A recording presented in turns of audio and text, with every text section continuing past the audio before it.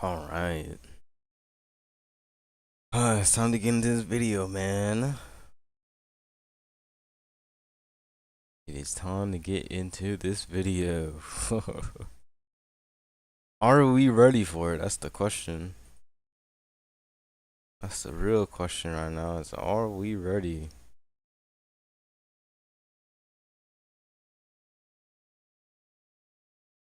Now this video got on my nerves, okay? Not because of the person who made the video. Okay, a little bit because of the person that made the video, but it's only because they did certain things that irritated me. Um, it's mostly the other person that's in the video that actually got on my last nerve. So yeah, we're gonna be taking a look at that, doing a little bit of reaction content. Um, I do want to say though that if I do have to load Genshin, well, okay, I don't need to load Genshin, but if I need to go into Genshin to show something that's being said, I already have it loaded. So yeah. Got a little bit of reaction content today, just a little bit, just a tad. We're looking at St. Toas's video. Now I know some people, some Genshin people are gonna see that and they're gonna be like, "Nah, I'm gonna check out," right? Because people consider St. Totas to be like a Kuro shell, or at least that's what they call it in the gacha space. Jeez, I hate that word. I genuinely hate it. I understand. Please understand that being a gacha game has nothing to do with what type of game you are, but it has to do with the monetization of that game. So let's just keep in mind that being called a gacha game does not mean that that is a whole genre. I see a lot of people that completely misconstrue that. They're like, oh, well, it doesn't matter if the game doesn't have XYZ or it doesn't do ABC or QRS, right? It's a gacha game. So like this is just what gacha games do. You gotta understand that being gacha is just a monetization scheme. It's not a genre of video game. But it seems like there aren't that many people who actually get it. And it's unfortunate that's how that is, but not really too much we can do about that. I'm gonna be honest. I'm gonna wait just a little bit longer. Just a little bit longer. Wait for some people to get in so we can have a meaningful conversation. You know what I mean? And I don't want people to see this and see me reacting to this and like have a huge issue because I'm reacting to Saint's video. But he's, he okay, look, check this out, right? He's not a bad person. Okay. I know he's been under a lot of siege fire, right? He's been under a lot of that recently, and I think he's banned on Twitch at the moment. Oh, let me look real quick. Head over here to Twitch.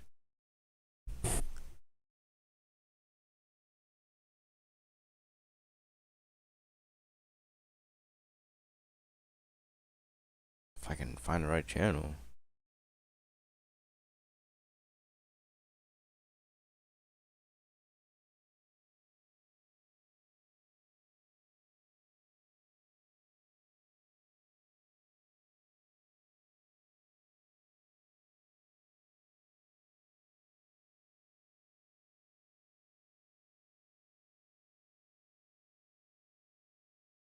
Man, there's a lot of discussion going on around that. But no, I don't see him. So, oh, that is not the right video, and I already watched that. So, get that out of here. Um,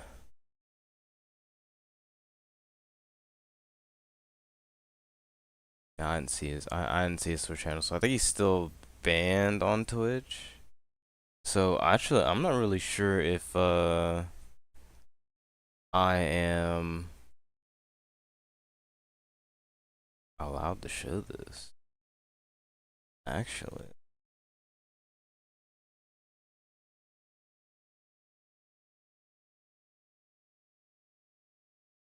am I actually allowed to show this? That's the question.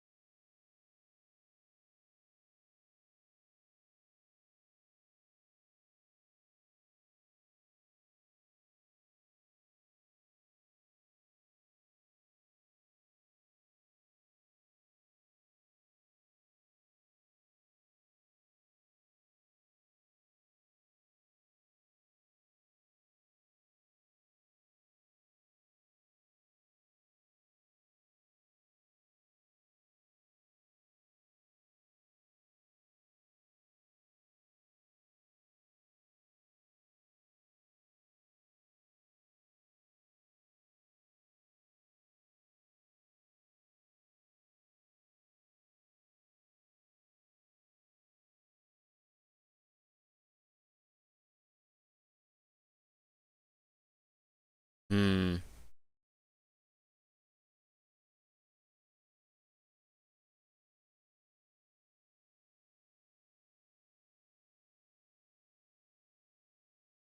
He has a 7-day ban. So I don't know if I can actually react to this video or not, because I think that might be against TOS.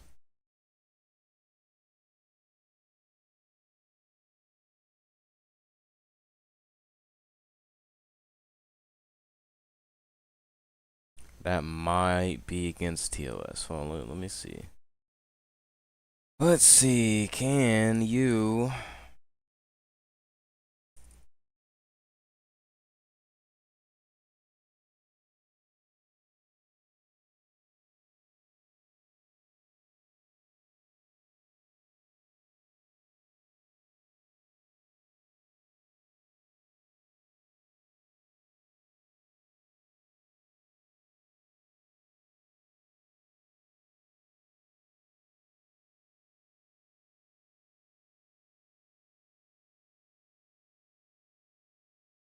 Okay, I can. I can record it. It does not go against TOS. Okay, cool, cool, cool.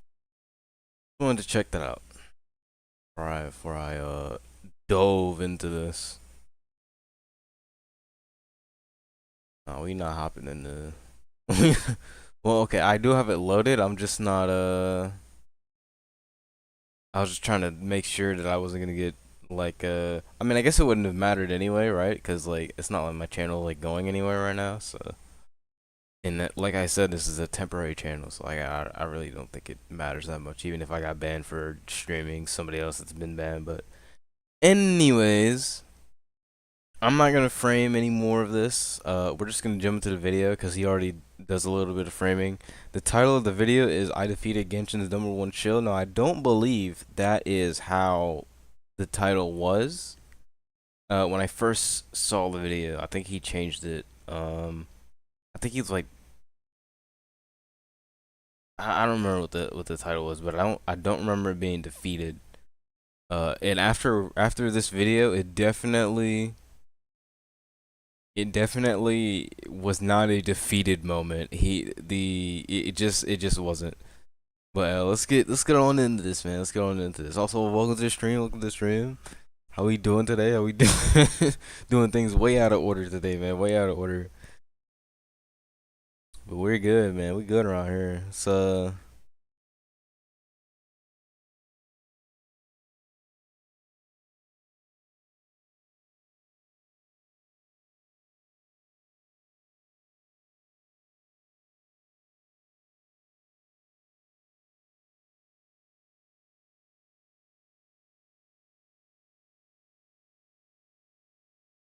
Now I don't want to say he's not really okay. So if you have a heavily invested team that clears the element and damage checks that are in the abyss, this isn't true. But if you there isn't audio. Oh, oops.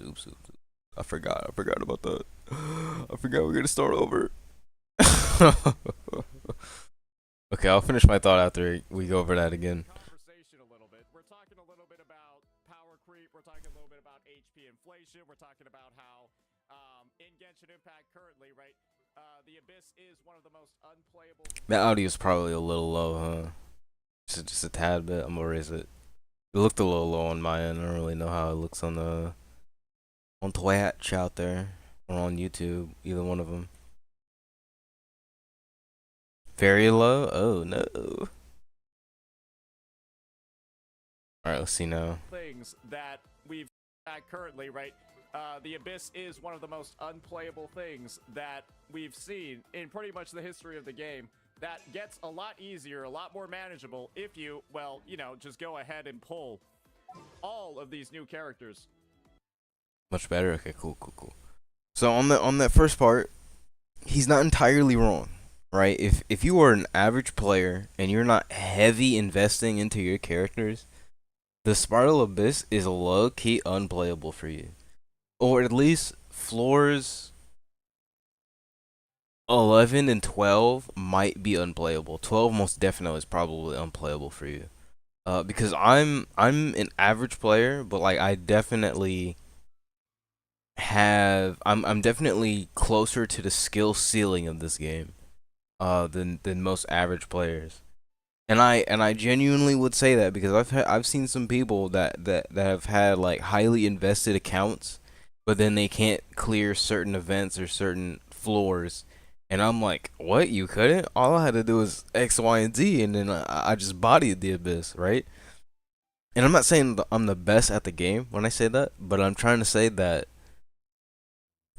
it is true that if you don't have high investment into your characters and you don't understand the mechanics that well, or you're not on top of your rotations, the abyss is definitely the worst thing ever for you. Unless you pull like some of the limited characters and then you get them up to average stats and then you bring them into the abyss and then they clear it a lot easier. But that's only because they just made these new units like way overtuned. Xylonin, I would say she's not super overtuned. Unless you go into like high investment area, then she starts getting that. This might be a little overtuned, you know. But before you do like hyper investment into that character, I don't think she's all that overtuned. It just gets that way once you get into the later areas of investment, which is kind of a pain in the neck to get to be absolutely honest. There's like 90 something characters in the game. Yeah, I don't know about that, Chief. And there have been a lot of things said, a lot of things about like keeping up with the meta, a lot of things about, you know, like, oh, if you're like not pulling the newest units, you shouldn't expect to have a great time. But really, should the time be this bad if you're not pulling those units? Do you think Into that statement, I would say no. I would absolutely say no. But I understand that my philosophy for video games is different than CN and JP.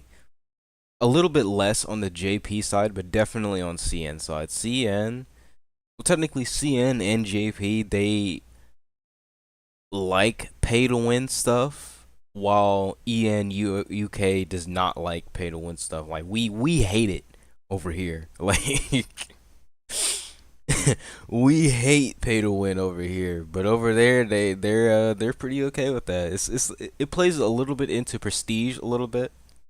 Now I'm not trying to paint myself as an expert in this matter, but from what I have seen, from what I've observed, from what I've experienced of that side of the world, they're very much so on the prestige pay to win side for sure.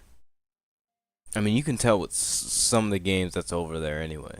And like some of the games that don't get localized over here, they just have practices that are just questionable to our market.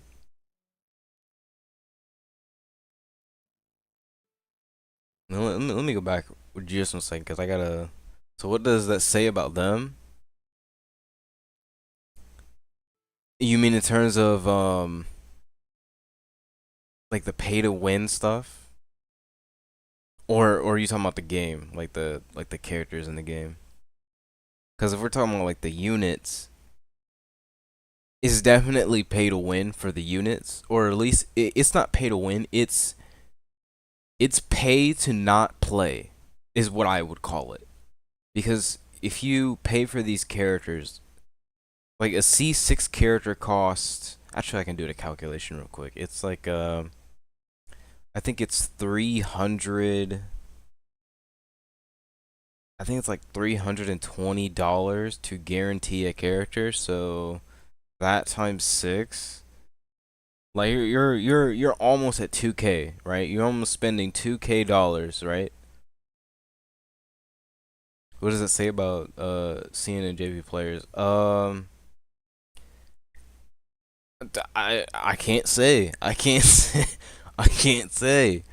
Really, I cannot say. I don't understand that mindset of paying to just win. I don't really get it personally.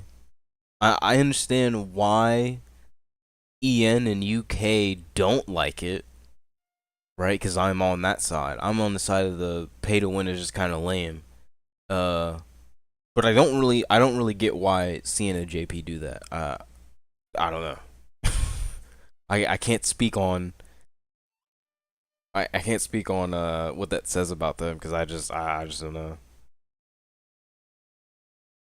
You have your thoughts on it? No, no, no. I just don't. I can't say anything because I don't have any verifiable proof, and I don't have information on further intentions. You could say, oh, they're just greedy, but like I don't know that for certain. Like I don't know the inciting incident there, and so I don't actually want to say anything on that part. Is my thing anyway.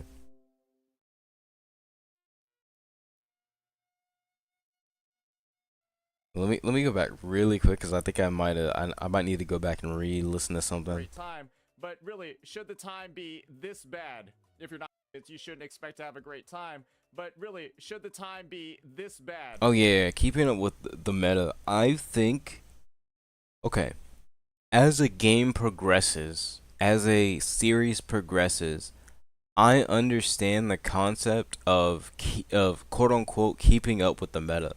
The thing that I don't like about this though is that in standard video games, the meta is often dictated, well obviously on the most efficient or most effective tactic available, right? That's what meta stands for. But like, it depends mostly on what the players are understanding about the game. Like in Smash Bros, the meta changes here and there because people find out new things about characters. Like recently, people have found out how Me Sword Fighter can take you from zero to dead like near instantly. Like people just recently found out a new way. Yeah, okay, so early on in Smash Ultimate, right? The Me Sword Fighter had this one attack. It was pretty well telegraphed. They would spin around and they send out a little tornado, and then that tornado would knock the player up into the air, and then you'd essentially just kill them with up B. Because the attack power was so strong, right? The knockback and the damage that came out of that was just so strong, and the knockback or the hit stun rather of the tornado kept you in the air long enough and helpless enough to the point where that Me Sword Fighter could just run up to you and then hit you with a tornado or a spin attack. I mean, so but after people caught on to that tactic quickly fell Because people are like, oh, well, you're just gonna use tornado because that's like your only like mid-range option, right? And then people started using the chakrams to kind of to mix up their approach when it came to using the tornado, and then people got onto that, and then that tactic fell off. And now there is this new tactic which is more robust, and honestly, if you get caught, it's just simply over for you. So metas in video games often are dictated by what the players know. But in this game, the meta is often dictated by other aspects, such as how essentially annoying the enemy mechanics are, or how, in a sense, gate kept those mechanics are. Because sometimes a lot of these bosses will have some kind of shield or some kind of state where they have increased resistance to basically all the elements, and then you can only do reasonable damage after they do one attack and you take advantage of that one attack. But the problem is that for some of these bosses, they gatekeep your availability or your access to ensuring that you can do more damage by completely arbitrary mechanics. The Wyabs have this shield where any elemental attack whittles it down, but if you have Natlan characters, it's like 3 times effective. And the same thing with the Tenebra's Papilla. It, if you have a Natlan character, your attacks do 3 times the damage as regular attacks, and it's things like that that players are not liking about this new nation, because it takes the not necessarily the meta, but the baseline mechanics of how things work previously, and then you're just shafting them entirely. And that's why people don't like these new mechanics. But we're gonna talk about that specifically a little bit more later on, because we got 53 minutes to go through, and I'm sure every like 5 seconds I'm gonna turn into like 10 minutes. If you're not pulling those units, do you think I'm summarizing stuff pretty well, or am I, am I missing some key points over here? I believe that is your opinion on the topic. Okay, so the other guy that's speaking, this is Sekapoko. I don't think he's a terrible person. It's just that it's this one video. It's just this one video where he got on my last nerves. He got on my last nerve because of the things he was saying, and he was obfuscating points, and I just didn't like that at all. And to this point, to his point where he's saying that's your opinion. This is true. This is an opinion, but this is also an observation of people that are in the community that are playing the game. So I mean, it's not as simple as someone's opinion that can be tossed away, because opinions at a baseline could just be tossed away unless they're a fact, right? But this is an observed state that's been happening is the issue. So you can't just toss away this opinion like you could with many other things. Like I can sit here and say that I think that Tears of the Kingdom is a terrible game and nobody should play it, right? I can sit here and say that, but like that's just my opinion and you can throw that away.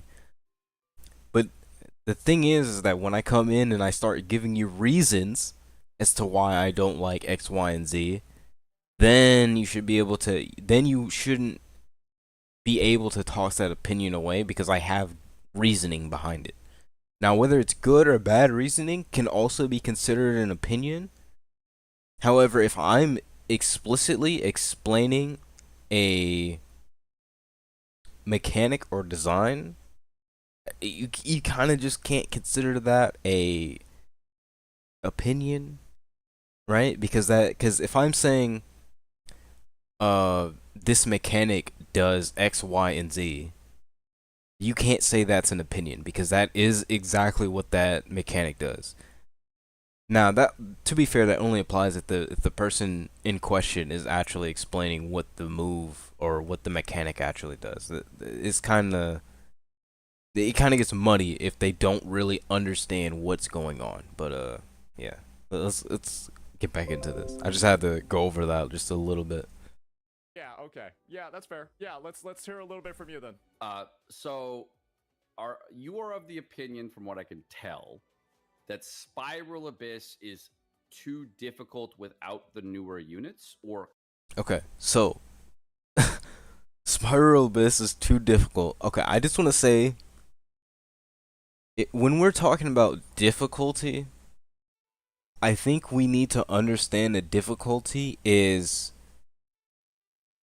the ability to execute an action or a way or a means of execution throughout mechanics. Because I do not believe that Spiral Abyss is difficult. And I don't believe that Genshin Impact as a whole is difficult. I might make it look crazy, or like a billion things are going on the screen at once, but that is because I am near the skill ceiling of this game. And to be fair, the skill ceiling of this game isn't like, it's not as complicated as like Xenoblade Chronicles X, right? Because in Xenoblade Chronicles X, you actually have to think about timings. You have to think about your positioning. You have to actively change your positioning. And I'm saying that Genshin doesn't have all of that to an extent. It does have it to an extent, but in Xenoblade Chronicles X, there is far more of a tactical understanding that's going on in the combat. In this game, it can be simplified to use your skill, use your burst, switch to another character, use their skill, use their burst, switch to another character, use their skill, use their burst, switch to another character, use their skill, use their burst, then do a bunch of normal attacks, and then rinse, wash, and repeat. And if you think I am wrong, just look at me play just look at me play Spiral Abyss. Every time I play Spiral Abyss, I'm like using like 2 attacks on like 3 of the characters. And then on the final character, I'm actually fighting the enemy. So the skill ceiling for this game is mostly comes down to your rotation speed. How quickly can you execute a rotation for your team? That's pretty much the skill ceiling of this game. Other than that, I guess you would say like composition. But like composition, just, I feel like the only time you actually utilize real composition is when you're trying to essentially cheese enemy mechanics. Or, you just like that team, right? I don't think team composition is that deep in Genshin Impact. Looking for synergy between the different characters is important. This is also why I don't like Imaginarium Theater, because you cannot guarantee synergy in that mode for whatever reason. It lets you pick all your characters, but then you can't just actually use all your characters. You get them randomly. I just don't get it. I think in this kind of game, like something like that where you randomly access different characters doesn't work. He said SA is difficult without newer units. Do you have some better stats? Or do they have some better stats? Yes, they do have better stats. So the newest main damage dealer came out, I think like 2 or 3 patches ago, and that character does way more damage than anybody else in the game. Like it is genuinely unfair, and then they have other advantages such as this new mechanic that was introduced called the Night Soul blessing state. Whenever a character is in that Night Soul blessing state, they like have these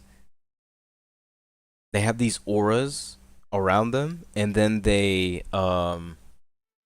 do like 3 times the damage to certain enemies. And they've been placing those certain enemies in the Spiral Abyss a lot lately. And so people have been like getting really upset about it because it forces them to play certain teams that they wouldn't have played normally. Uh, the teams. Okay, so let's say you don't have Night Soul. If you don't have a Natlan character at all, the only way to beat enemies that have that little Night Soul shield is if you run a electrocharged team, which is a hydro and electro unit, or you run a burning team, which is a dendro and a pyro team. You can get away with other elemental compositions, but you have to do a lot of elemental application, and you have to ensure that you don't have ICD, which is internal cooldown. Because if you cause if you cause a reaction in this game, an elemental reaction, there is an internal cooldown as to when you can cause another elemental reaction. And it changes per character. So either you have to be a super nerd and just know all of the internal cooldowns for all your characters so that you can effectively burn through those shields, or you just get the new Natlan units that just shred the shields by default. It's I mean it's kind of like that, unfortunately. Unfortunately, it's kind of like that. So if you don't have some of these newer units, I mean, these newer units also have certain mechanics that can bypass enemy uh enemy mechanics. So for the boss that I fought the other day, it had these pillars that would shoot up into the air, and then you would have to climb those pillars. The thing is, though, if you have a regular character, you can't just climb the pillar as if it was just a regular rock, right? You can't do that. There's no you just can't do it. The only way to actually climb those pillars quickly is what I would say quickly, um, is to have one of these Natlan units, either Kachina or I personally use Auroran to do it. Let me go over to the game screen so I can show you. I personally use Auroran to do it. But you can also use Chaska to do it because she just flies into the air, and you know she just jumps up there. Xylonin can just skate her way up on top of the pillar. Like, I kid you not, she skates vertically on top of the pillar. Molvuika can use her stupid motorcycle to drive up the vertical surface of the pillar. Or you know what's crazy? She could just use her motorcycle to fly up there. I kid you not. She can just do that. Kinich can just Spider-Man his way up there. I mean, it's kind of ridiculous, honestly. Now, I do want to say, before somebody gets mad and be like, "Oh, well, you can do it with other characters too. It doesn't just have to be the Natlan unit." Yes, but the Natlan units make it mad easy to do that. Is the problem? So let's see, where are you? Kazuha. Kazuha can get up there because he has a skill that lets him jump higher. I think Al Haytham could get up there if he just uses his skill to teleport up top. But the thing is that you're also wasting your damage utility by doing that. So I don't really think that's like the best way. You can use some of these other characters. Albedo can like set up a little flower that rises if you stand on it, and then you can get up there that way, but it does take a few seconds. And the thing is with that boss is that boss can just break that flower before you can even jump up there. You have to space it correctly in order to not just have that flower shatter instantly. Who's some other characters that I have specifically that can do it with their skill, I mean. Kaching could jump up there with her skill. I think I already mentioned Kachina. She can just use her drill motorcycle thing, but she's also a Natlin unit, so I mean, you know. And not too many of these other characters have skills that can get up there. I don't know if Gaming can use his skill to get up there. I don't know if he can. I don't know if he can do that. But the thing is that some of these other characters, they can still get up there, but you have to use. You have to like the geometry. You have to pay attention to the ledges. Like you have to look at the pillar and find out which ledge you can pull yourself up on. And I just think that's just poor balancing. I think that what they should have done instead is just made it so that the pillars have very obvious ridges around them that any character can just climb up. Matter of fact, just jump on top of the pillar. Have have a smaller ledge that all characters can jump onto, and then let them jump again so they can jump onto the top of the pillar. I I don't understand why they just don't do it that way. Like I that would be actual real balance. But I'm telling you, these Natlin units, man, they're something else. Genuinely, they're they're something, man. Copious amounts of time playing the game. Am I understanding that I correctly? think that the spiral. And okay, so what he just said. Well, let me get the whole line actually. That Spiral Abyss is too difficult without the newer units, or copious amounts of time playing the game. Okay, so yeah, I would agree. I would agree with that. I would agree. Well, okay. Spiral Abyss isn't difficult. I would say that Spiral Abyss is less annoying if you have some of these. If you either have these new units, or you have spent copious amount of time playing the game and grinding characters. That's what I would say. That it's less annoying.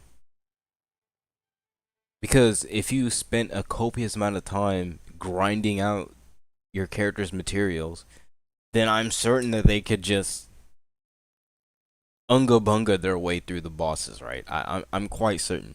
Because characters in this game, their constellations are absolutely insane. Or at least some of these at least some of the 5-star units, they have like absolutely insane stats. Am I understanding that correctly? I think that the Spiral Abyss just feels like dog shit if you don't have the newer units. Okay, so Saint Totas is gonna do things like that a lot throughout this video, and I heavily disagree with why not why, but I heavily disagree with him saying things like that. I think it feels, I quote, like dog shit. Here's the problem with you saying that. If you're trying to discuss this with somebody, you're not explaining why it's bad by saying that. You can say that it feels that way, but what does that mean though? Like, does it mean that it's slow? Does it mean that it's annoying to get through a certain mechanic? Like, what does that mean? In on Sekapoko side, I don't think he's understanding any of that. I don't think he's getting any of that. So I do think that's a point that goes to Sekapoko, and I'm not gonna get mad at him for that. But with Saint Tontas, I need him to not do this. Like, I need him to actually explain. Okay. See, he has no idea what he doesn't understand. See, he just proved my point. He just doesn't get it. Feels like dog shit. Yeah, it probably is dog shit. Probably not just a feeling. Okay. Spiral Abyss is quite stale as far as the difficulty rating goes. It hasn't. Okay. Do you see what I mean? Like, he just doesn't understand. Because he's using a term that doesn't really quantify anything.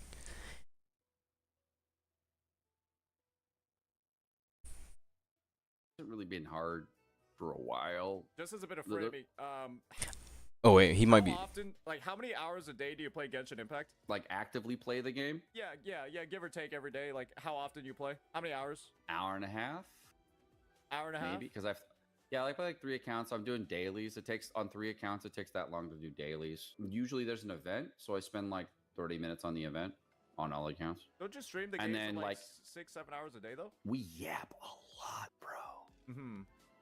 It's a fucking podcast up in here, man. Gotcha. Okay. Like if it's fun to play, Okay, everything that's being said is irrelevant to me. Just to make that clear, everything that's being said right now is irrelevant to me. I see what Saint was trying to do there, but I just think it's irrelevant.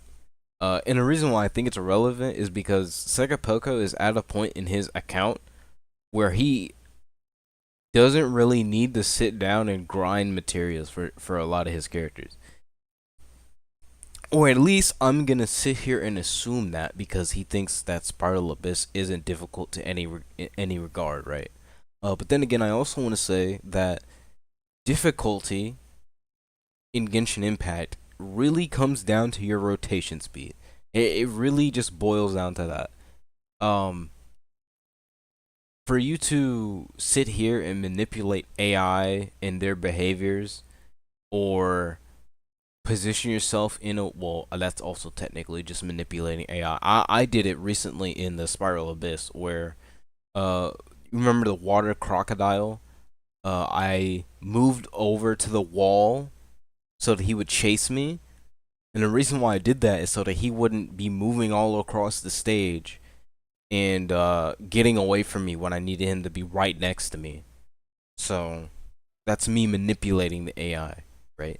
But that's like the skill ceiling of Genshin Impact. There is no, oh, I have this much skill better than you. It's not like Smash Bros. Where you can do a lot of crazy tech. It's not like that. Smash Bros. Has like a really, really high skill ceiling, but it is heavily accessible if you just learn the game, if you just sit down and you learn the game. But in this game, the skill ceiling is not very high. You were introduced into combat very early on, and then after that, after you get like one other character or 1 to 2 other characters in your party, that's the most difficulty you're gonna get as terms of combat, in terms of playing the game, or in terms of understanding the mechanics to make yourself excel at the game. Like the only thing you can do better in Genshin Impact is increasing or decreasing your rotation speed so you are being as optimal as possible with each character. And there's a artificial ceiling in place because there's a cooldown as to when you can switch.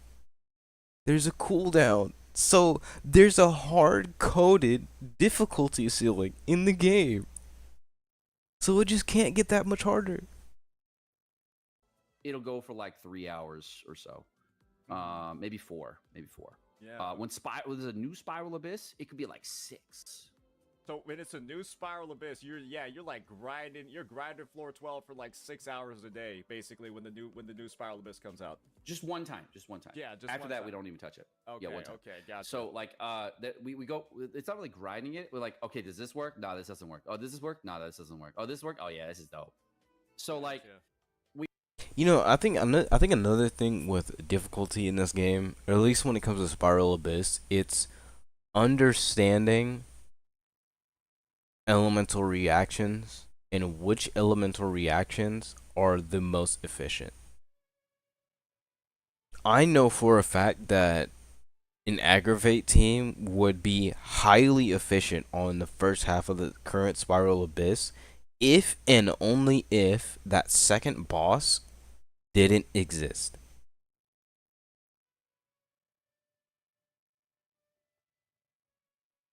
If that second boss didn't exist, an Aggravate team would be way better than an Overload team. because you have constant hyper blooms going on all the time because they're hydro enemies. So you're constantly spawning uh bloom cores, and then with your electro character, I'm assuming that you're gonna run a main DPS electro character with some EM on them, or even have like an EM boosting character on the team, and it just bodies it. It just bodies them. And it makes things easy because Dendro has a lot of, or not a lot, but Dendro has some good defensive units, and Electro has like Beto, right? Like you can do like that counter, and then it reduces the amount of damage you have, and then you get a shield on her burst. Well, if you have C2, um, if you don't have C2, I mean your defensive utility is kind of low on the Electro side. All you really get is like Kuki Shinobu. But again, I guess it also depends on how many of these characters you have. And for newer players, I think this video game is actually really bad. Because you're not going to get a good roster because all of the characters that are currently being introduced are characters in later regions that you're not going to be able to get to for probably a year playing like every day. If you play the game every day for like 2 hours, you're not gonna get to the final nation because there are missions that last longer than 10 hours. And okay, the reason why they last 10 hours is because the characters do nothing but speak for those full 10 hours. To be fair, that's why it's 10 hours long. And for those that know, yes, I am referring to the Aranara quest. I just hate that quest line. I hate it. It took way too long. There was no need for that amount of dialogue. There just wasn't. Granted, I do like that we got to see someone acquire revision in the game. I need that Dendro character like yesterday. And as a matter of fact, I needed her to be a free character that we earned right after playing that quest. Because if I'm gonna be honest, that was an absolute hell to get through. The R&R quest was just, it was just too much dialogue, not enough gameplay. And this is a video game that we're talking about. But that's besides the point. That's besides the point. We just trying to figure out like what teams are good, what teams aren't good, what was fun, what was not fun, what was lacking, what was strong. That's it. It's just testing to see what was fun and what wasn't good. And like that's it. And it doesn't take much time to maintain the 3 accounts really. So it's not that bad. Yeah, yeah. I mean, if you're 30 minutes a day for Also, he has 3 accounts. 3 of them. And he's at a point where he doesn't need to spend a whole lot of time grinding. That to me says a lot more than what he said previously.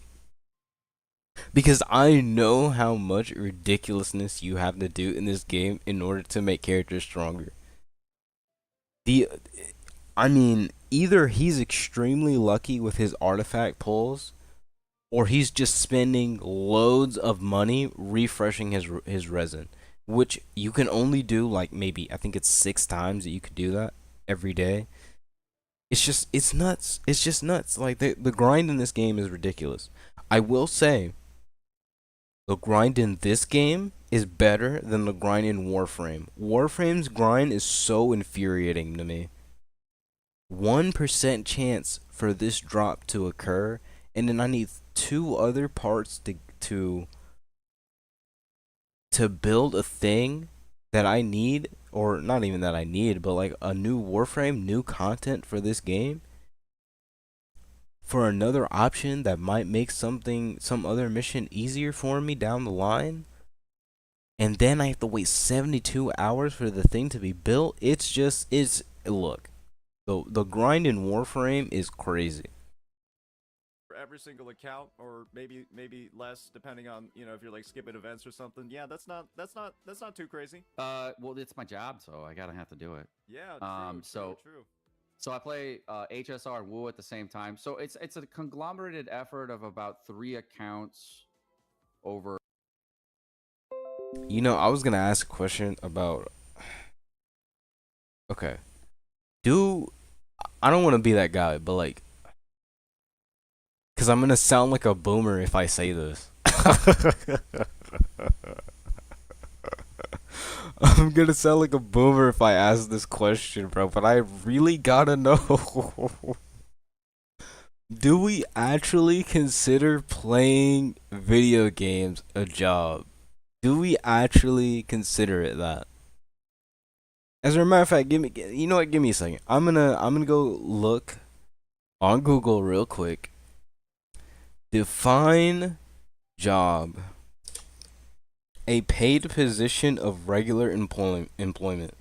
A task or piece of work, especially one that is paid. Do casual or occasional work. Buy and sell stocks. Oh, these are examples. Okay. Um. You know what I think is interesting about that. I consider jobs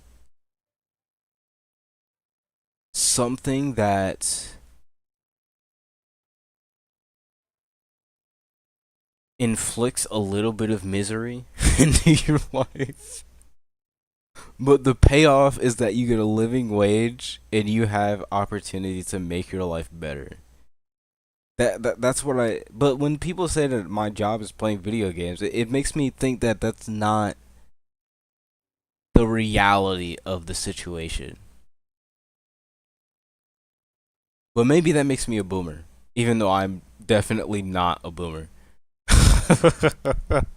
Maybe that makes me a boomer, though. Who knows?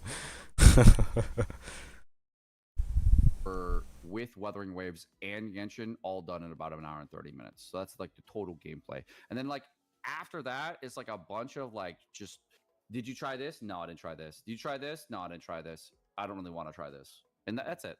It's nothing like, not like grinding for many hours on end, try to improve skill issue or like farming lots and lots of resources. It's just chilling. Okay, so okay.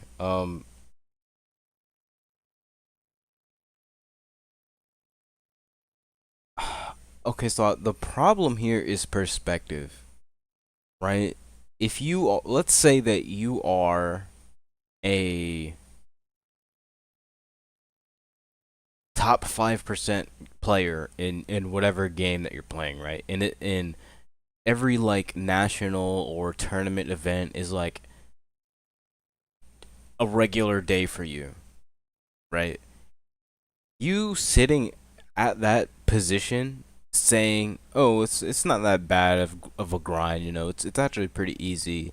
Uh blah blah blah, right? If you saying that has to be inherently disingenuous because you already are at that top echelon.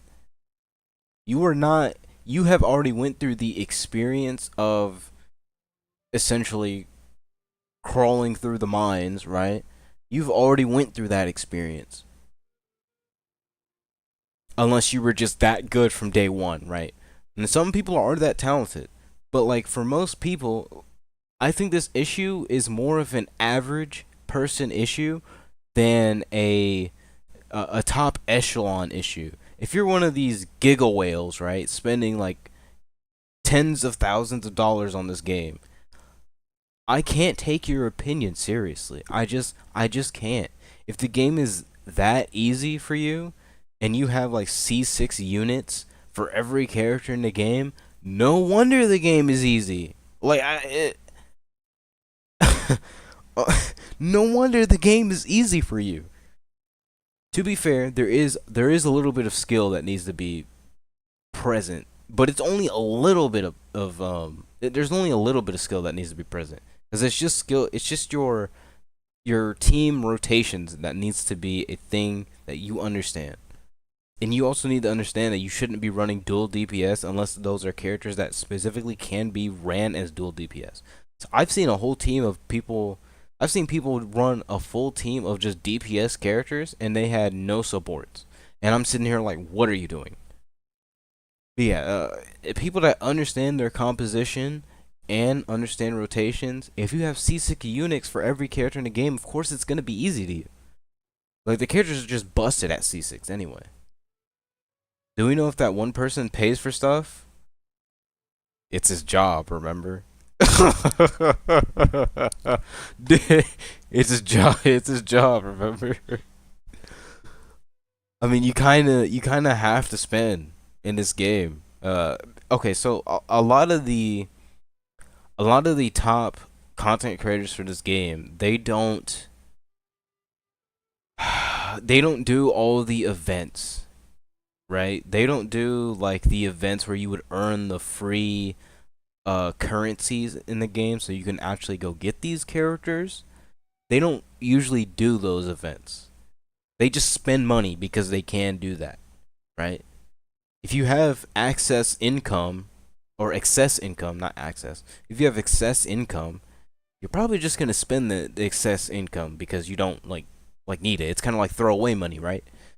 Or at least to them, because they have enough money for it to be throwaway money. But for average people, throwaway money is kind of an absurd concept. Um, Especially in this economy. But you ain't hear that from me. You ain't hear that from me. Yeah, but I think we can all think about it from the perspective of if you're playing every single day, you're grinding the Abyss for 6 hours every time it comes out, but then maybe not touching it that much after that. Yeah, you're keeping yourself up to date on like the latest mechanics, the latest rotations, the latest teams, the latest synergies. Yeah, Sure, that's why people watch my stream. Yeah, you're keeping yourself like very educated on stuff like that, right? So Sure, you're never yeah. really rusty when it comes to this game. Yeah, that's just how it goes. There's a part of me that wanted to disagree a little bit because I don't inherently try to keep up with the meta of this game. I think I just inherently understand concepts that are present within this game. And then after that, like, I just don't care. Maybe I'll have to read something within the game to fully understand what's going on or what an attack does, but other than that, I don't really, I wouldn't consider myself keeping up, because to say that somebody is keeping up, to me anyway, implies that they are putting forth the effort to remain updated on the information that's available. But I'm not putting in a bunch of effort to do so. I might play the game for like 5 minutes every day, but the only reason why I play for 5 minutes is because they won't let me play the game for any longer than that. They every day there's only like 5 minutes of gameplay, and then after that there's nothing. There's no gameplay. Anyway, that's another like me issue there. Yeah. Okay. Cool. That's why I do these things. Okay. All right. Glad we're able to establish that.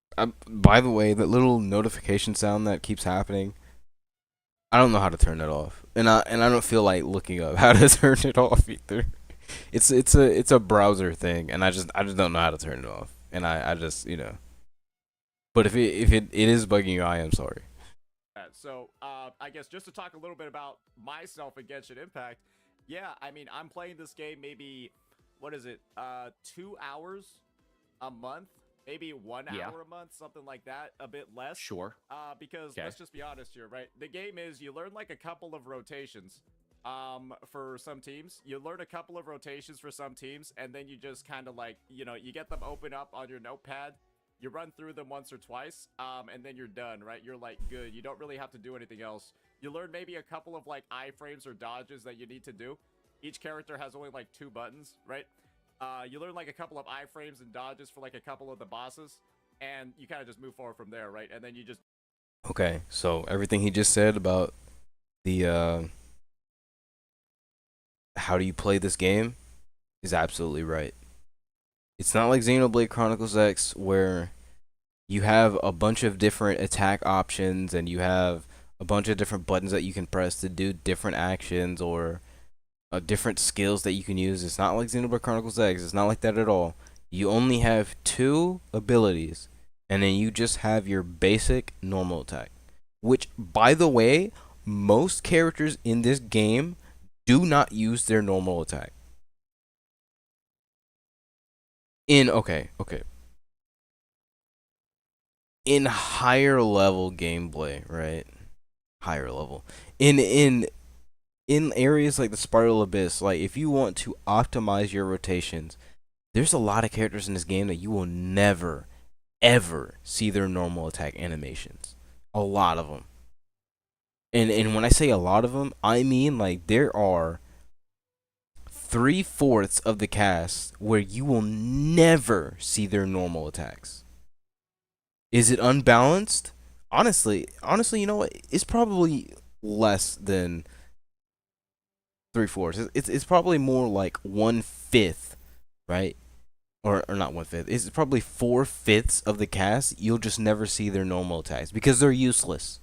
They don't do anything important. This is an elemental reaction based video game, and all, or okay, not all, but most of the characters in this game do physical damage for their normal attacks. And guess what? Physical damage is just bad. Objectively, it's just bad. The only time where physical damage is good is when you use an elemental reaction to buff physical damage. That's the only time that it's good. Do the same thing over and over again for pretty much every boss or every fight. There's a lot of fights that's not true on, but Oh, right. let- Because we'll- because there are some bosses that have like elemental shield specific mechanics where you're just not allowed to use specific characters. yeah, but that's like every element lockout game. It's just Okay, so I just want to say it's not true. For every matter of fact, let me search a list of games that have this elemental reaction system. Let's take a look. Games with elemental reaction system, because I'm pretty sure Warframe has it, and it's just simply not true. For Warframe, it's just not.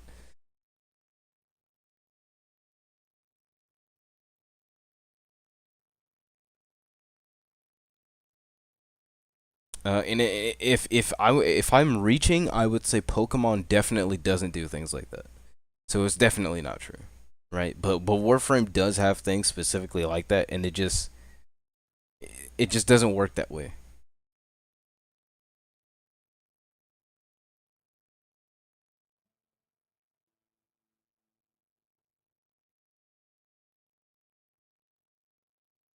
Um,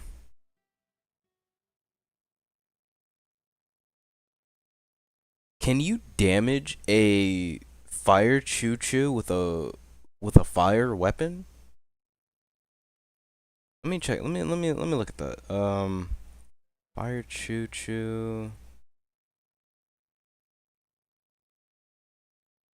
Because if you can,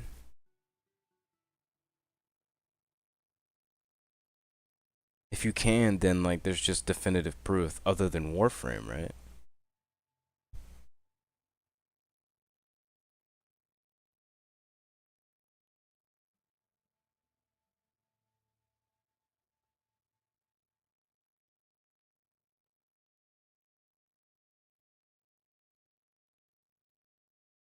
Okay, so we know that fire choo choos will take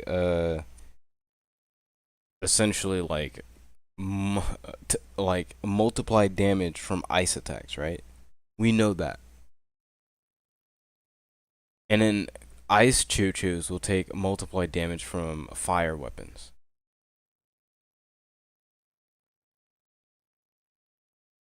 But I'm pretty sure they'll still take damage from pyro, or not pyro, from fire weapons or ice weapons at that. I'm pretty sure they'll still take damage. I'd have to. It looks like I'll have to open the game and see because nothing here is answering my question.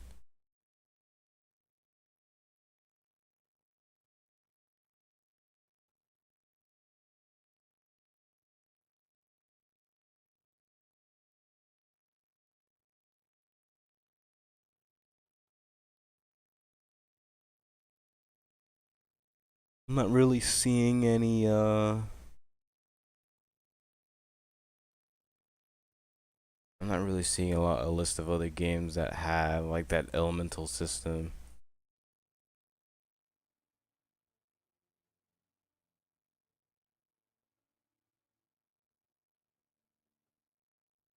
But I mean, Breath of the Wild and Warframe just kind of proved my point that that's simply not true, though, right?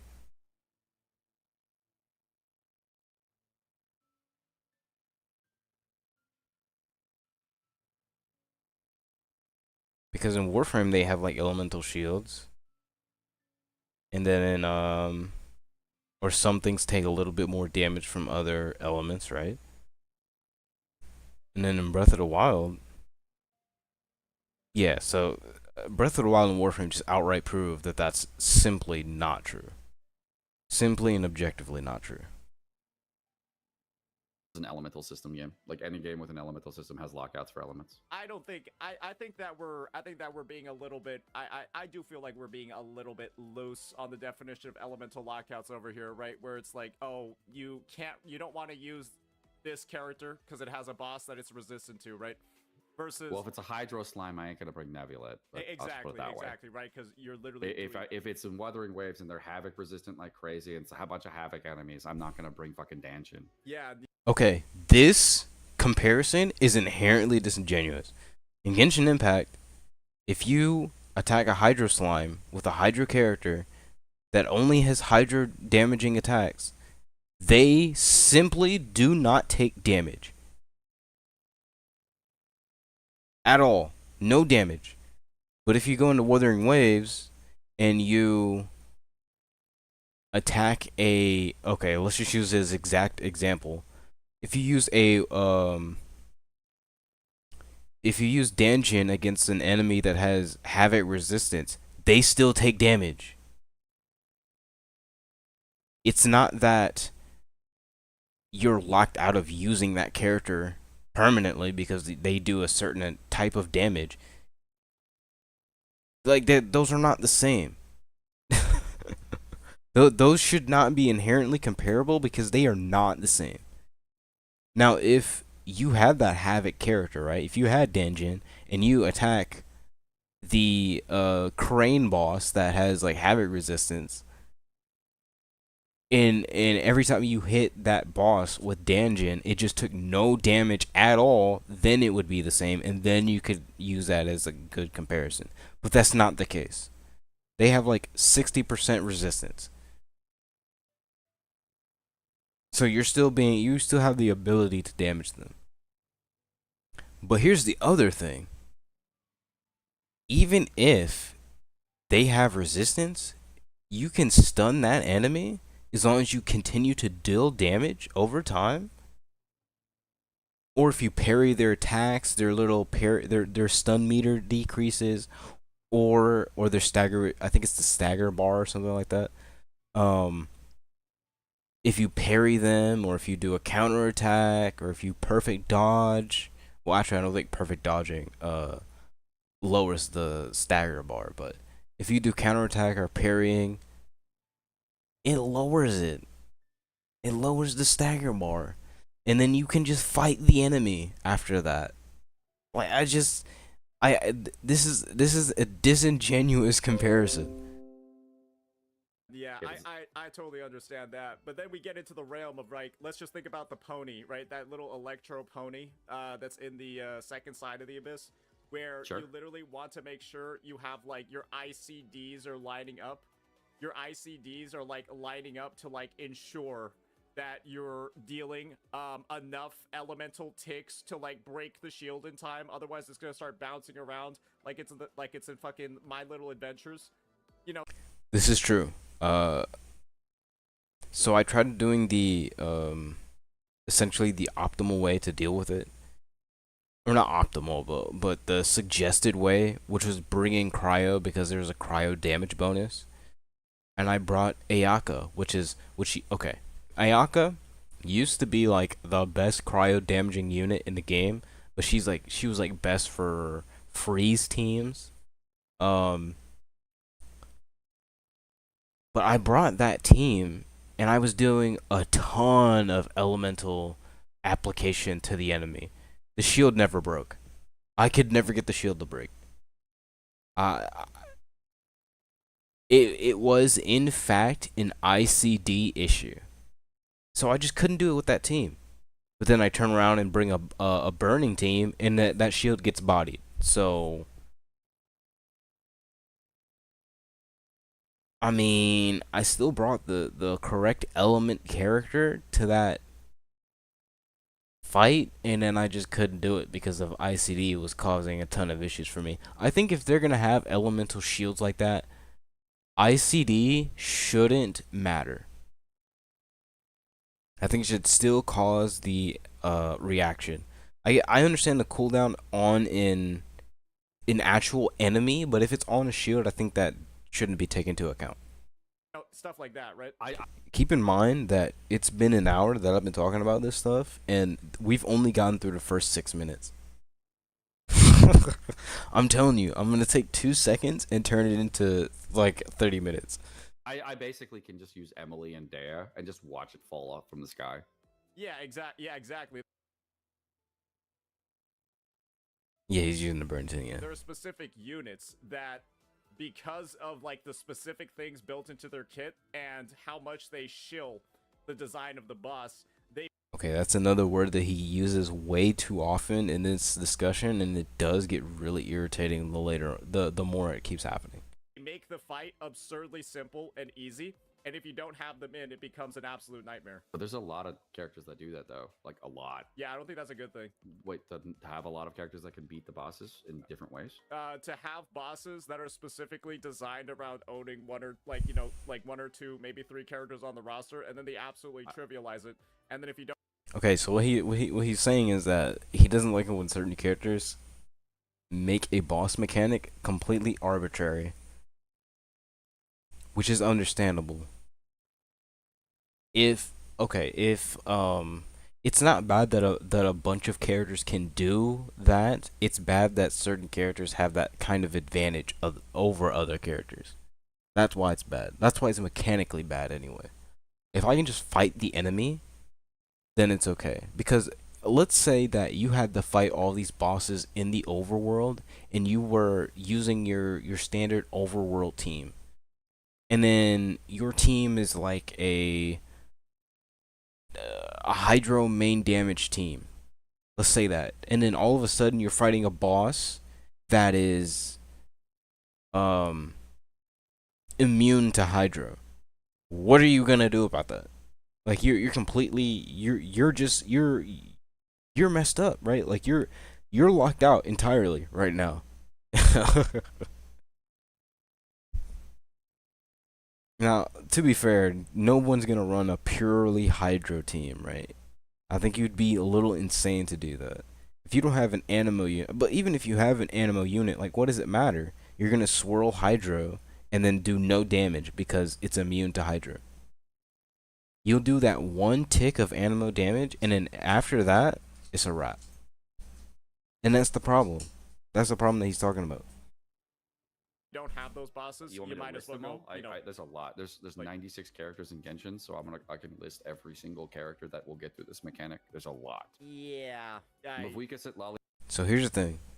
A lot of these characters he's gonna list, a lot of them do get through this enemy, but not everyone has all 96 characters, and not everyone has those characters built in a way where they can actually deal with the mechanic. And this is the problem of not having the understanding that the perspective is for the average player. That is the problem. Or at least that's one of the problems. Arlecchino, Chevres, Charlotte. Okay, I have Arlecchino. There's no way that my Arlecchino is gonna beat that thing. She might have the elemental application. There's no way she'll ever be able to beat it though. There's no way. There's just simply no way she'll ever be able to beat it. So I just think that argument is in bad faith. Risley. And it's not even just about me. I mean, like, I'm talking about the average player. Like, the average player is not gonna have highly invested units that can do all the things that are necessary within the Spiral Abyss. It's not realistic to think of things that way. Linny, Dea, Layla, Shenha, Tomakana, Ayaka. I did it the other day. Did he say Toma kinda? So not entirely Toma, but Toma can apply Pyro, right? So inherently he has to be able to do it. But why kinda? Maybe because there's some kind of specific thing that he does that doesn't allow him to do it as efficiently as other characters. Right? And I think that's like these are like the issues that we're talking about. That's cool. Ganyu, Rosaria, Yanfei, Klee really well actually. Not bad. Kaya, Bennett, Zhangling. That's the one or two. Yeah, what if you don't want to play them? So you don't want to play the characters that are good for the fight? Well, no, what if you don't like being forced into playing specific units because you don't like them? What is that? What do you mean? So like let's say you don't have any of those units. What do? Because in other video games that's not a problem. But in this video game, it's either you have the units to deal with this situation or you don't. To be fair, everyone that plays the game is gonna have a Zhangling, everyone's gonna have a Kale, everyone's gonna have a Kachina, everyone's gonna have a Lynette. But here's the problem. In order for those characters to do really well in these scenarios, they have to have the utmost amount of investment. The utmost amount of investment. I mean, you have to C6 those characters. You have to give those characters level 20 god roll artifact. Well, maybe not god roll artifacts, but like really good roll artifacts. And then you have to make sure their talents are maybe not crowned, but you have to make sure that their talents are at least triple eight. Like at least. Maybe not the normal attacks. We don't really care about those. But yeah, like you just have to invest a ton into those characters in order to make them good for that kind of. And I know I know it's supposed to be considered end game, but when the end game doesn't change in its execution to reflect the actual like video game as it has already evolved. And you could say, "Oh, well the enemies are doing that." Yeah, but why don't we get like more floors? Why don't we get like a 11.5? Why don't we get like a 12.5 or a 13, you know? Why don't we get things like that? Because I will say that the HP inflation in the Spiral Abyss is absolutely insane. You know how in certain games there's this difficulty curve? Like the HP curve, the HP inflation curve in the Spiral Abyss just skyrockets into the atmosphere at floor 12. Going from 11 to 12, you can see that there's a severe difference. And it doesn't make sense. It's not balanced at all. And I think that's a problem. But they won't fix it because people are spending billions of dollars on this game. So, I mean, what incentive do they have to fix it? Like, you have to play certain characters to beat certain element checks. I don't understand. Yeah. I think the fundamental argument is that I don't like being forced into using specific units just because the bosses have such a shield design that require the use of specific units to clear. There's that word again, shield. We don't like that. We just don't like that. Hold on, let me go back again. Like being forced into using specific units just because the bosses have such a shield design that require the use of specific units to clear in a moderately acceptable way. So yeah, a lot of these bosses straight up just gatekeep what you're able to do. Maybe not a lot of them, but a lot of these bosses definitely obfuscate what you're allowed to do if you don't meet a certain elemental check. Especially if, let's say we're going against the Winute, right? That thing just flies around in a circle, or it starts digging underground, and then you can't hit it anymore. And then you have to have one of the 4 swirlable elements, which is Pyro, Cryo, Electro, or Hydra. You have to have them. At least one, right? And then if you want to be like really efficient, you should probably have an Anemo character, or honestly just have Kuki Shinobu because she just does the job by herself. But if you don't like playing as a certain character, I think it is not a good thing to force people to play certain characters in order to get past some kind of uh enemy or a boss. I think that if we're going to do things like that, those bosses should be catered towards your composition or whatever characters are just in your composition. And honestly, I think that would be a better Spiral Abyss or a better end game to have like character focus or composition focused chambers or floors. I think that would be way better than what they have done now, but there is no room for innovation since they earn billions of dollars every year. So you know, they're never going to take any kind of feedback or anything that makes any sense to make the game better. I personally think they should just simply scale the enemy health to meet the requirements, or not meet the requirements, but to meet the player's level of investment. And people are gonna be like, "Oh, well, how do you calculate investment?" Okay, well, let's take a look at all the multipliers the characters have. How about we take those multipliers that those characters have, we take those values, those stats that they have, and then you run an equation to find out how much health would be just enough to be not a pain in the neck, but also serve as a challenge. You would also need to change the enemy AI so that they would actually fight you. Because a lot of these enemies don't really actually truly fight you. A lot of them just walk around and ignore you most of the fight. And they just kind of throw things from the background. They don't actually fight you. But I understand that's a game design flaw of this game inherently. So there's not really much you can do about that. I think we'll get to the 10-minute mark and then we'll call that like part one of this. Because I've taken 7 minutes and turned it into nearly an hour and a half. So Otherwise, I feel like I'm You dragging don't like my balls any through of glass. those units? It's not a matter of not liking any of those units. It's the matter of being forced into using a specific archetype, a specific amount of ICD elemental application.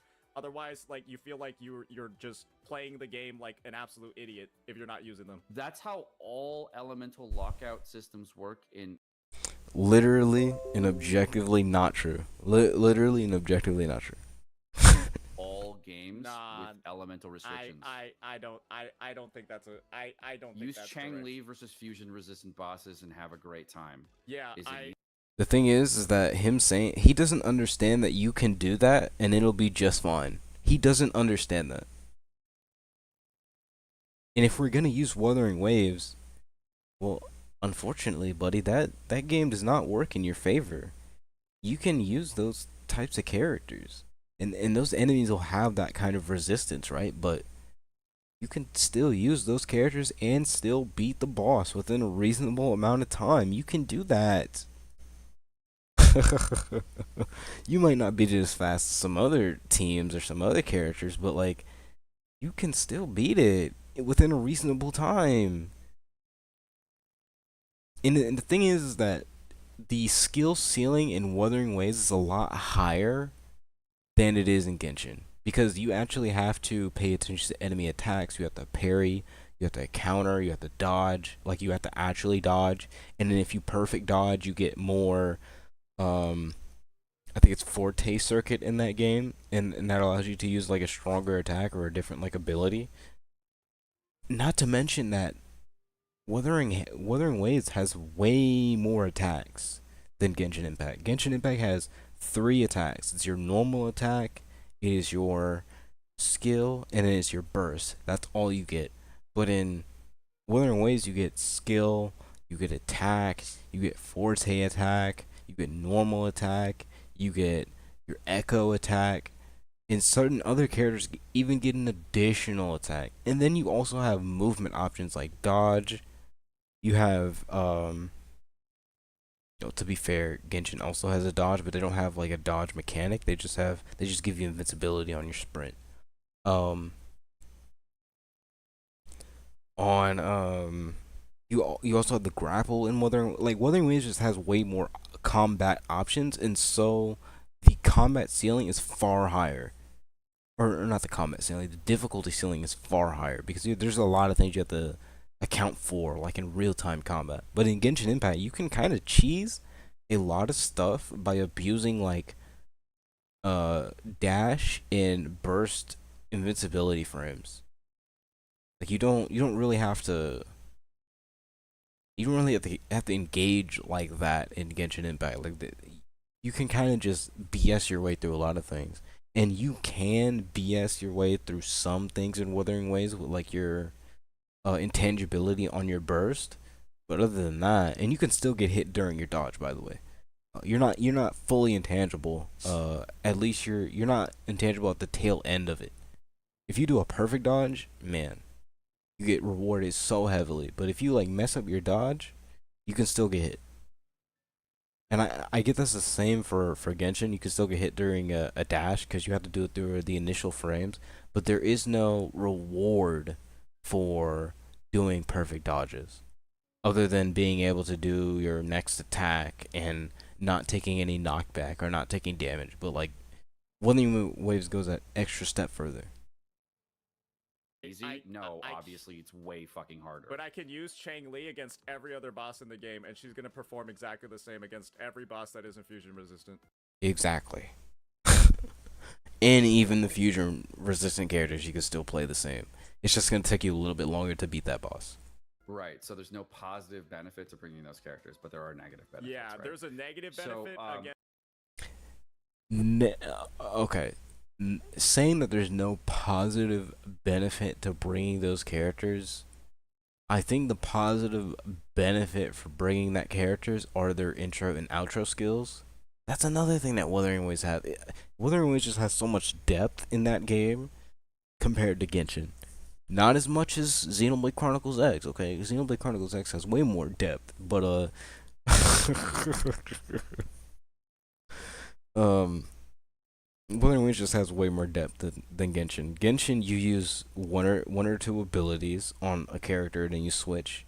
Use their 1 to 2 abilities, then switch. Then use their 1 to 2 abilities, and then switch. Then use the next character's 1 to 2 abilities, and then like just unga bunga. And that's just it. Unless you use like a quick swap team where everyone's just using skills and bursts, and then that's it.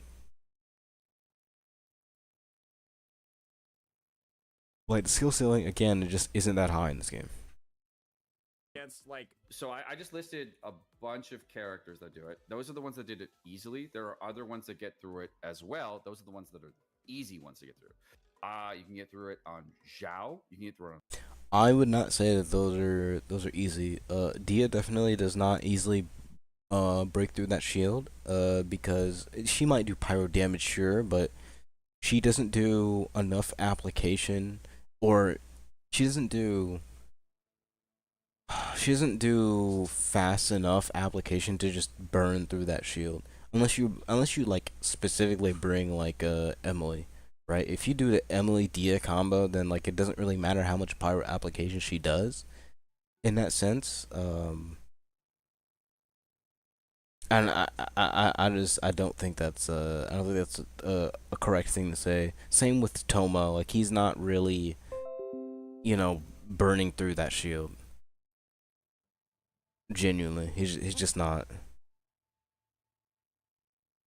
Lanyan. It's possible to do it with Mizuki, Chaska.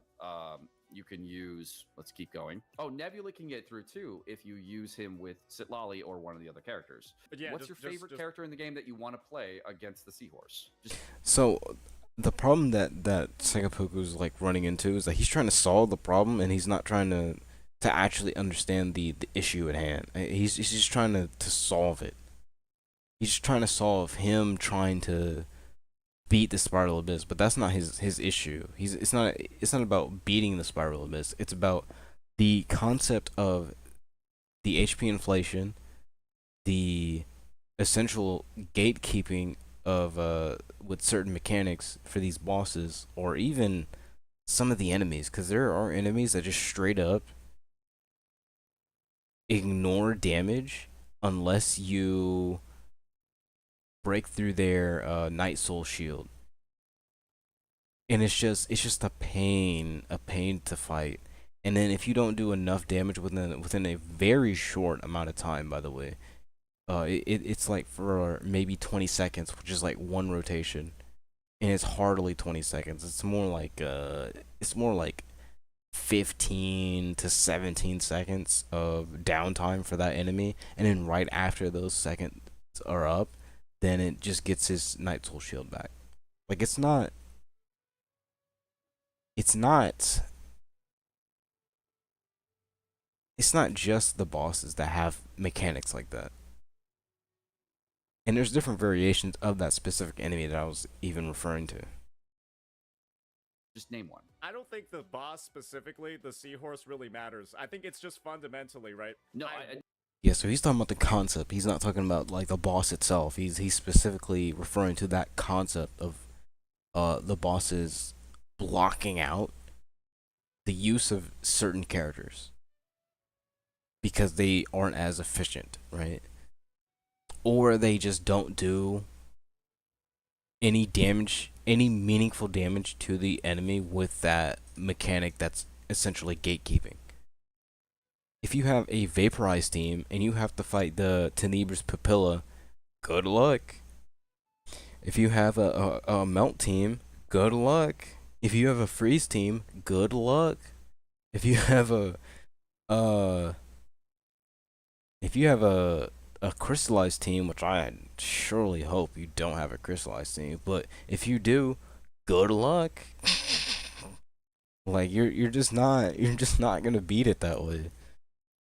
I mean, you can beat it that way, but you have to do some serious work in order to beat it.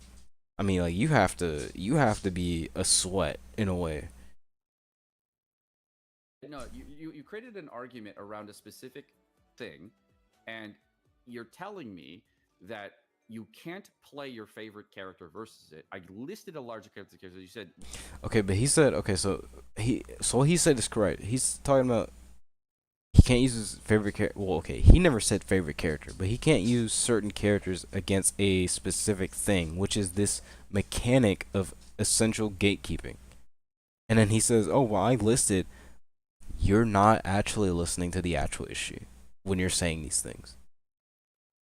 Stop trying to solve him beating the Spiral Abyss. He's not trying to beat the Spiral Abyss really. He doesn't really care about that. He wants mechanics that gatekeep the use of certain characters to be removed from the game.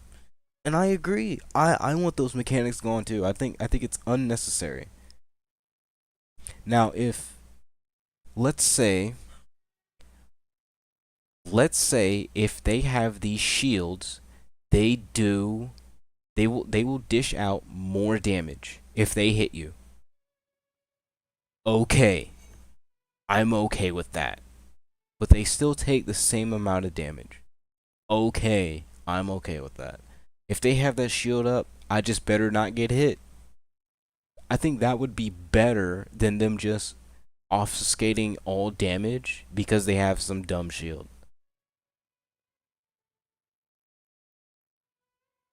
Now, if you want to make shields like that in the game, I think the player should have access to those kinds of shields.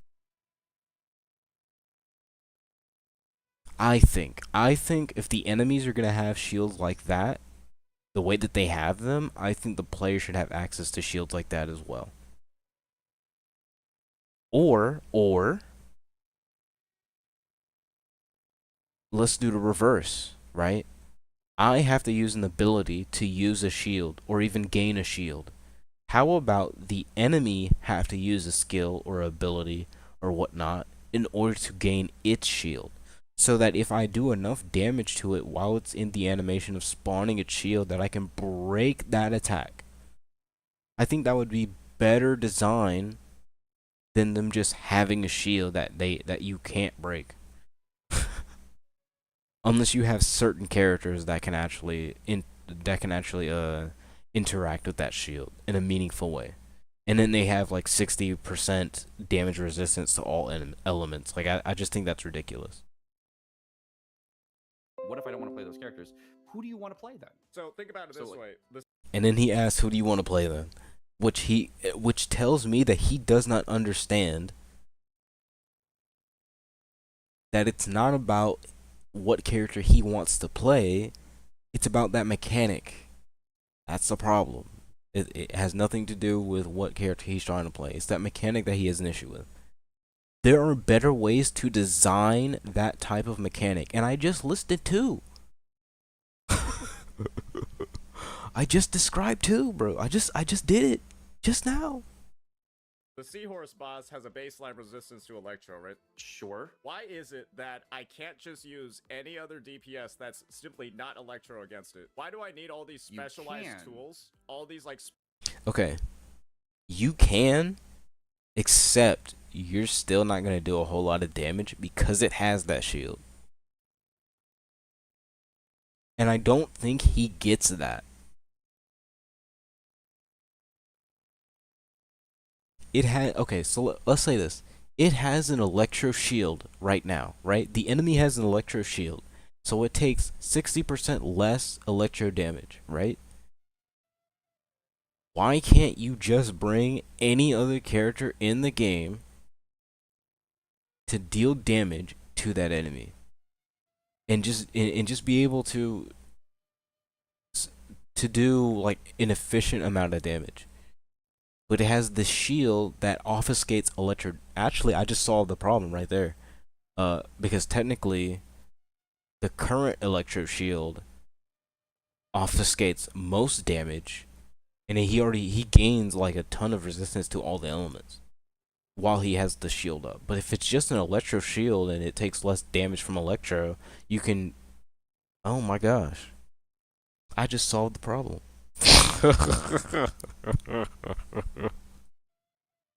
Why don't we just do that? Why don't we just do that, man? And then if you, let's say that you have a Pyro, Cryo, Dendro character in your team and you're dealing damage, right? And then you break that shield. And then its resistance to Electro gets removed. And then if you have an Electro character, then all of a sudden that Electro character starts dealing meaningful damage again. I think this is the issue, because whenever you go against Hilichurls or Samachurls or Laurachurls or the Ruin Guards, the Ruin, what's it called? The Ruin Drake, the Ruin Hunter, those enemies don't have resistance to the elements, they have resistance to physical damage, which I'm gonna be honest, that inherently makes sense because this is an elemental reaction based video game. So yeah, it would make sense for the enemies to have physical resistance. But all those enemies, they didn't gatekeep what characters you could use based on the element. You just had to do enough elemental damage.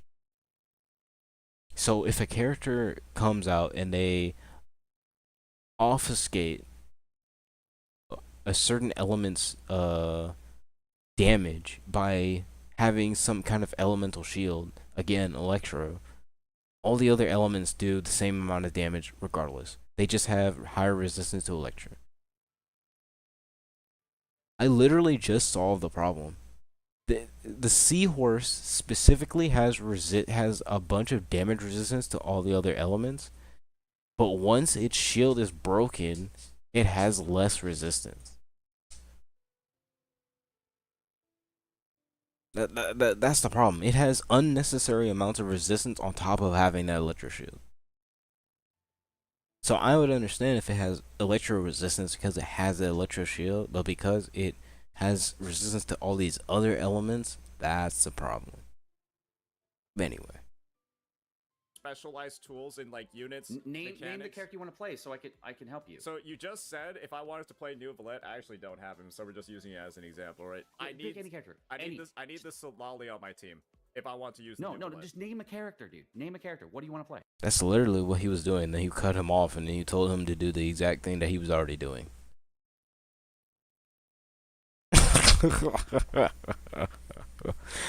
That you man.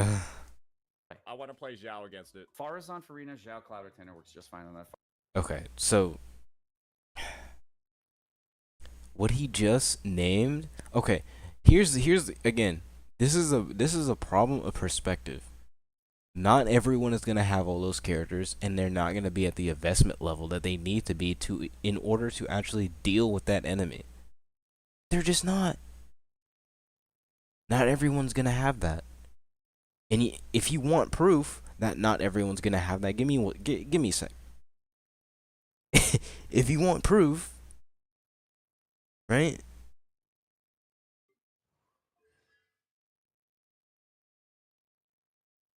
Here's your proof. Here's your proof. My Farazan is not at high investment level. She only has 3 of these constellations, and these aren't even that helpful. This one right here, the last one, is the one that I actually want in order to do meaningful damage. And I would need this in order to do meaningful damage. Because if I bring in just any other Animo unit, like it just doesn't matter. If I want this character to do meaningful Animo damage, I have to have a C6 Farazan. I have to. If I want her to, if I want Chaska to do meaningful Animo damage, I have to have a C6 Farazan. And I have to run Viridescent Veriner. I have to. Because there's no other way for me to do that. And I might as well, at that point, well, okay, maybe you shouldn't duel these, but Animo damage bonus, right? You would need as much Animo damage bonus as possible. And then you would need like a ton of crit damage and a ton of crit rate. If you wanted to use her that way. I think one of the other issues in this game is that there's not a lot of flexibility when there should be.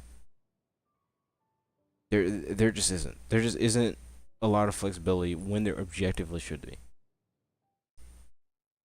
We're almost at the 10-minute mark, and then we'll call it for today, and then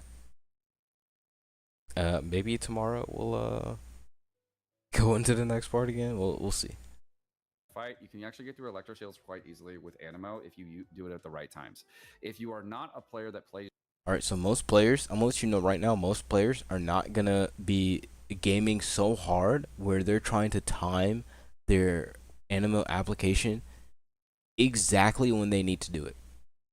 Most people aren't gonna do that. And you wanna know how I know that most people aren't gonna do it? It's because I've seen people do some extremely questionable things in other video games. Extremely questionable. I look at them and I go, why did you do that? And I know you've seen me do it.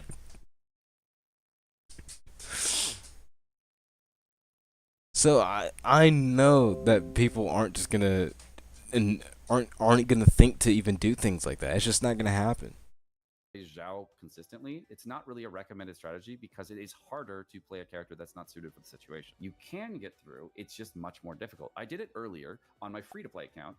The thing is that it's not really like difficult, to be absolutely sure. To be absolutely perfect. You mean fighting Lionel with sticks? Wait, what are you talking about? Wait, what are you talking about? Wait, no, wait. Who did that? What? But yes, I would look at them and be like, what are you doing? If they if there was an understandable reason, okay, so if they told me that they were dealing chip damage before they got into their other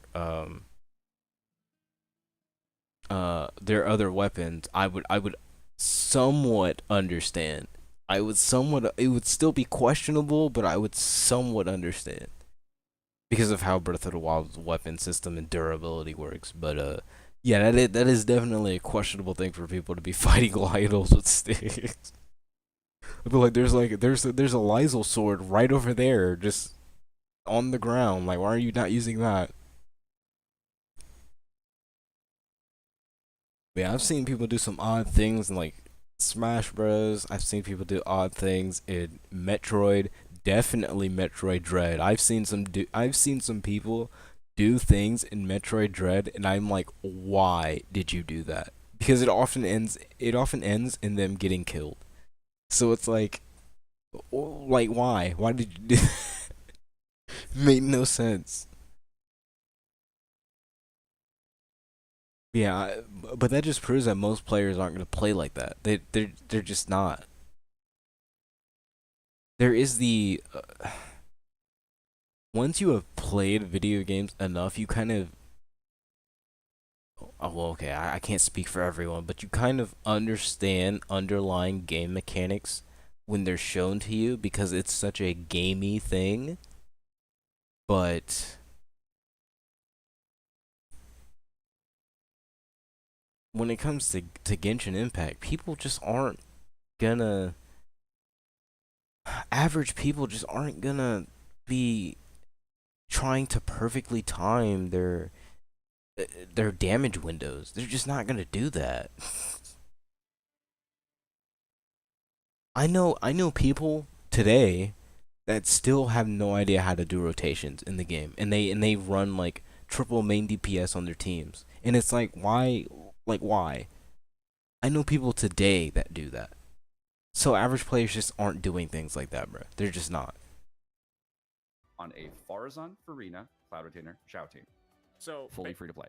So basically, so I Did he say fully free to play? Did he just say that? Farazan, Farina, Cloud Retainer, Xiao team. so Fully free to play. Okay, so each one of those characters. Okay, not each one of those characters, but three out of those characters cost at maximum $320, right? If you want a C0 Cloud Retainer, a C0 um Farina, and a C0 Zhao, at maximum you are spending $960.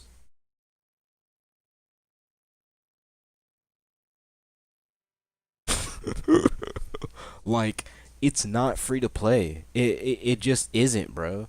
And let's say that their banners are back to back to back. It's not free to play. That is not a free to play team. That is the most ridiculous statement I've heard. And what's crazy is that in order for you to get a Farazan that actually is beneficial in that team, they have to be C6, which is definitely not free to play friendly. Despite people want to be like, "Oh, it's a 4-star, like it's free to play." Yeah, but getting the 4-star character that you want, you have a 1 in 3 chance to actually getting them. On a guarantee roll, that is. Otherwise, it's not even that high. Like the highest you can get is a 1 in 3. That is the highest chance you can get. And normally it's not that high. So this is just wrong. It's not free to play friendly team. It's just not. A free to play friendly team on an objective level, okay, would be like Lynette, Zhangling, Barbara, and Kale. That's a free to play team because you get all those characters for free. And they can all functionally use their abilities at C0. They don't need constellations to actually be playable. Unlike Faruzan. Faruzan requires her C6 and actually to be functional in that kind of team that she would be in. Or not functional, but to be meaningful at least. Because otherwise, she's not even that helpful. So that statement is just insane to me. But we're 10 minutes into the video. We've been here for almost 2 hours. Almost 2 hours. And we've only gone through the first 10 minutes. Brother, when I tell you I have a lot of things to talk about in this video, I really genuinely mean it. This video is nuts to me, bro. Nuts. Anyway, we'll hop on here tomorrow. I think I should be on here a little bit longer tomorrow, so we should have way more time to. I don't know if we'll fully get through the rest of the video because like there's a lot of points that are brought up in this video that make me just question life. But